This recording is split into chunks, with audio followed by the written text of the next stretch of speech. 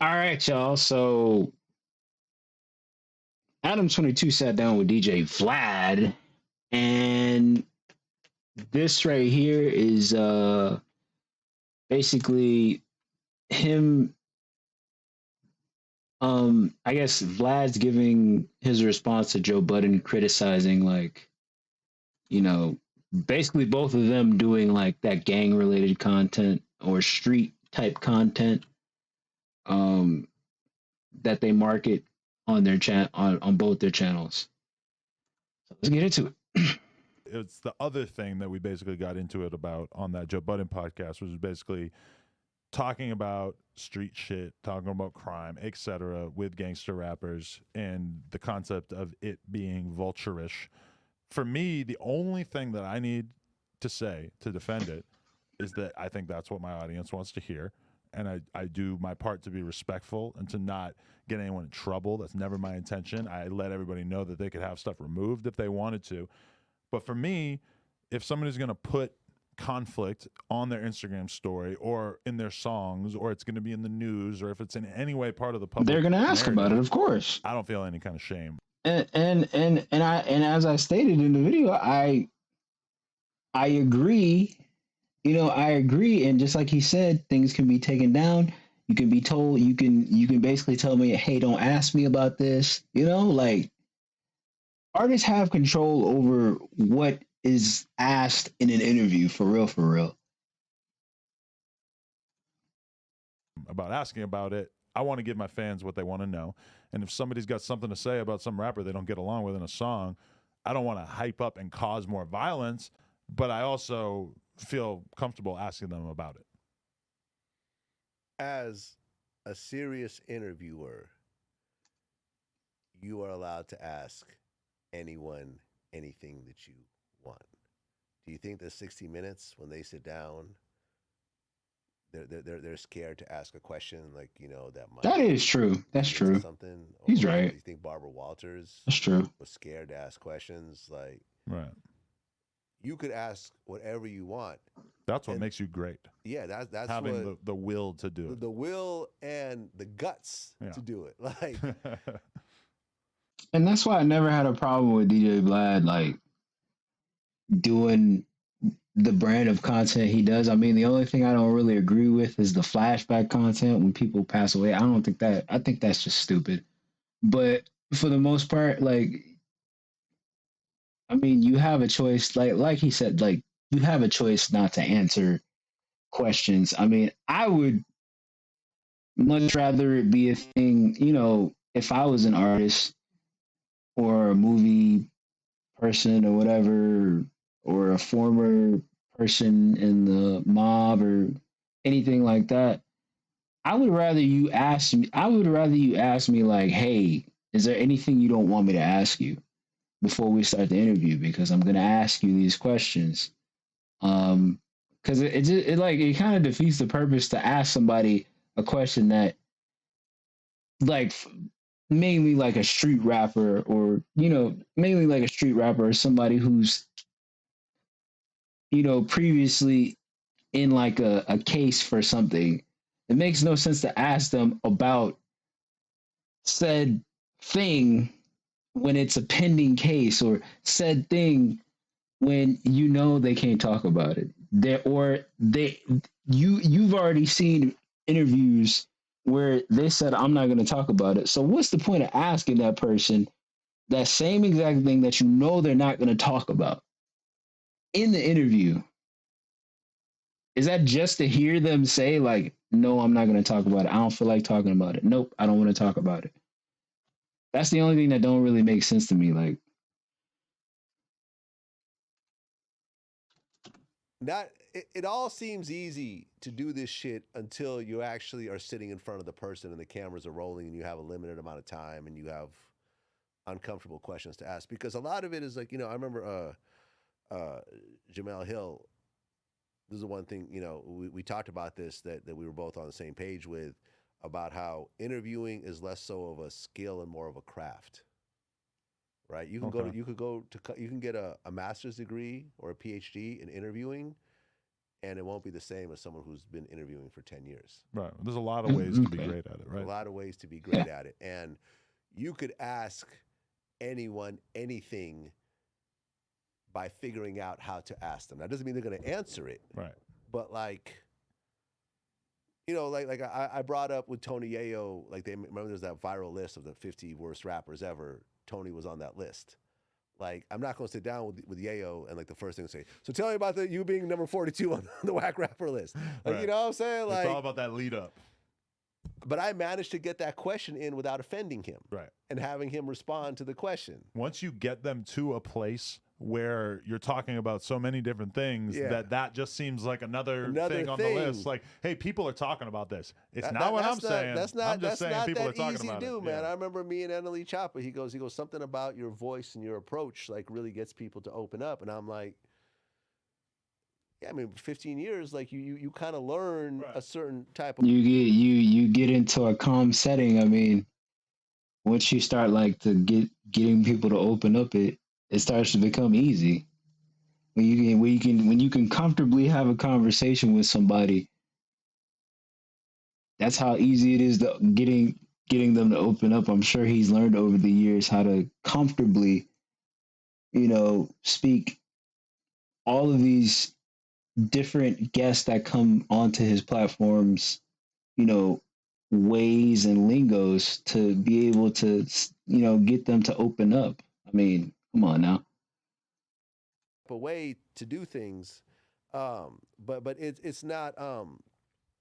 You can ask anyone anything, and you could be like, I always forget his name, the little Nardwar. dude. No. The guy I interviewed with the gold teeth that wouldn't answer shit. Pee Wee Longway? Pee Wee Longway. Pee Wee Longway. Like the Pee Wee was Longway perfect. interview was so legendary. Perfect. He denied everything. Yes. He like made jokes about it and said, "Man, I didn't do none of that street shit. I was a school kid." Yeah. And it's like, yo, that made it even better. That was funny, but if somebody else were to do that again, it would probably just be lame, right? If they tried to do the same joke. Yeah, because it was done so well by this dude who's like a character. Right. He's like, what, 4'10" or something? But I hear people compliment Pee Wee Longway on handling that interview that way, as if other people should do the same thing. Could not do other people could not do exactly what Pee Wee Longway could do. Like, come on now. Come on, man. Not going to be funny if you do it. Also, Vlad probably won't even put it out if you do it because it's going to be so unfunny. I mean, you don't have to answer anything. Right. It's the truth. Next topic. I've been asked lots of shit that I don't want to answer.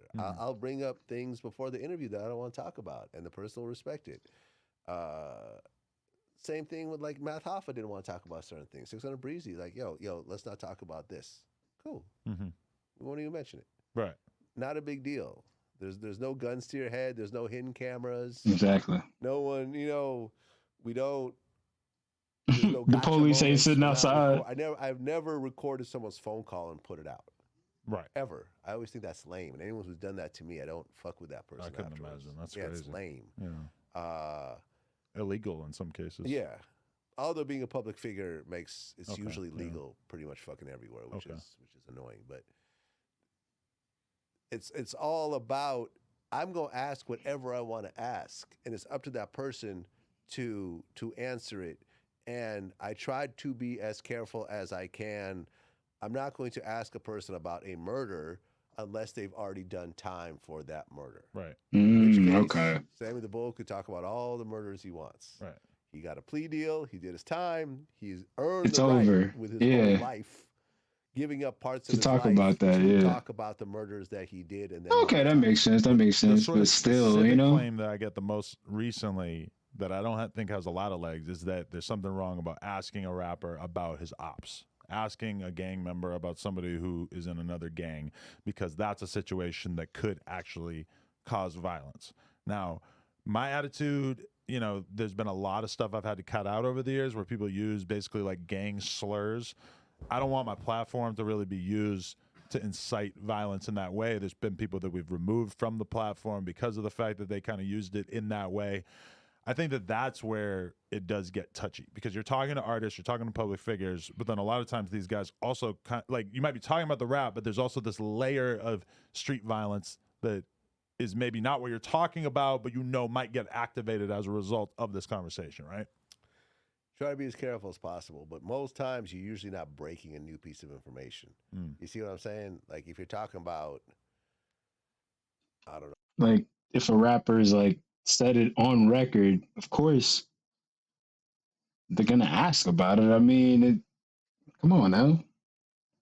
Ain't nobody stupid. They gonna ask these interviewers gonna ask about the stuff y'all put in y'all music. Like they not slow, dumb, or stupid, bro. Like they know and they gonna ask, especially if they're a fan of your music. Just like Adam 22 said, he's a fan of like drill music, so he's gonna ask these guys about what they do with you, the people that they talk about in drill music.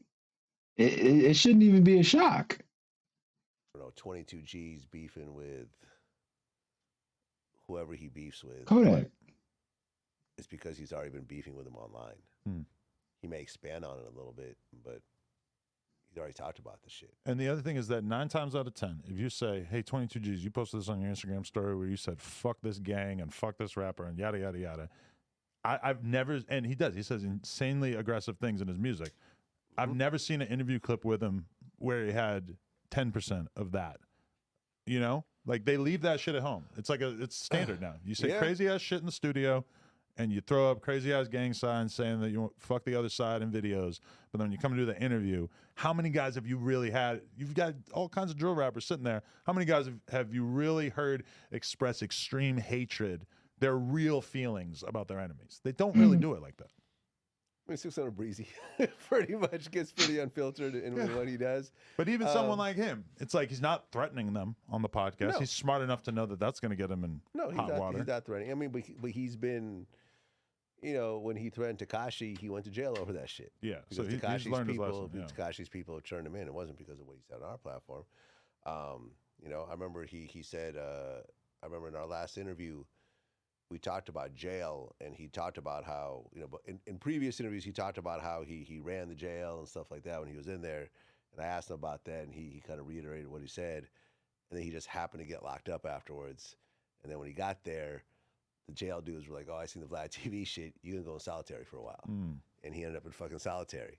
He didn't blame me for this shit. He's like, I'd been talking about it. It is what it is, yeah. You know, I mean, the fact they picked your interview out of a series of interviews that I talked about it just happens to be, you know, whatever, a coincidence, or maybe you're the slightly bigger platform. Or a lot of dudes get out of jail and they feel like they're never going to go back, so they might as well talk about everything. I think him going back was sort of just like he was surprised it happened. Yeah.